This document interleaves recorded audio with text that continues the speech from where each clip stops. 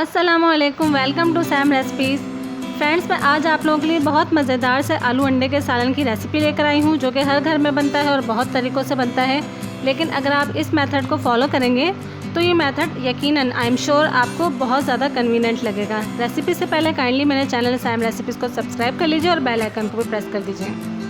8 अदद उबले हुए अंडे, कम ज़्यादा आप कर सकते हैं अपनी फैमिली के हिसाब से।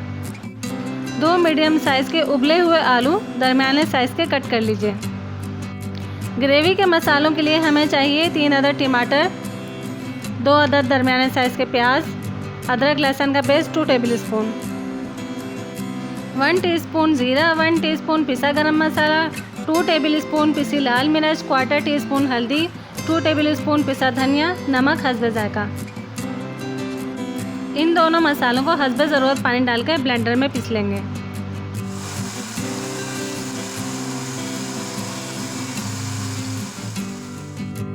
कढ़ाई में एक प्याली ऑयल गरम कर लिया है, इसमें अंडे शामिल करेंगे और इन्हें फ्राई कर लेंगे मीडियम आंच पे।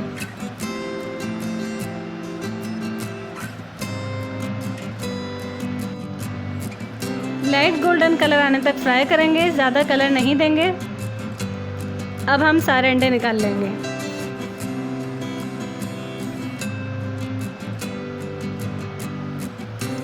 इसी ऑयल में आलू शामिल कर देंगे, आंच थोड़ी तेज़ कर देंगे और इन्हें अच्छा सा कलर देना है, बस गोल्डन ब्राउन। अच्छा सा गोल्डन कलर आ गया है।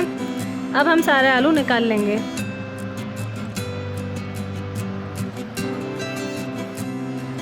इसी ऑयल में आप पिसा हुआ मसाला शामिल कर देंगे और अच्छी तरह से भून लेंगे।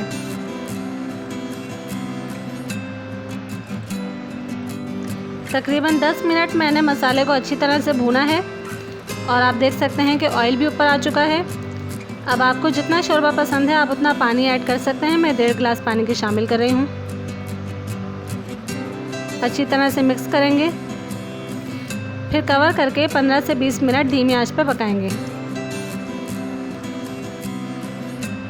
तकरीबन 15 से 20 मिनट पकने के बाद अब हम सालन चेक कर लेते हैं।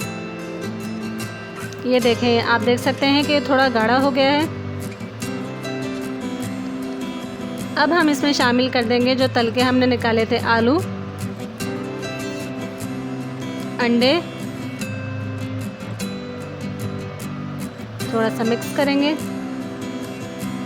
और 4 से 5 हरी मिर्चें शामिल करके 5 मिनट के लिए दोबारा दम पर रख देंगे। 5 मिनट हो चुके हैं और सालन बिल्कुल तैयार है। अब हम इसे डिश आउट कर लेते हैं।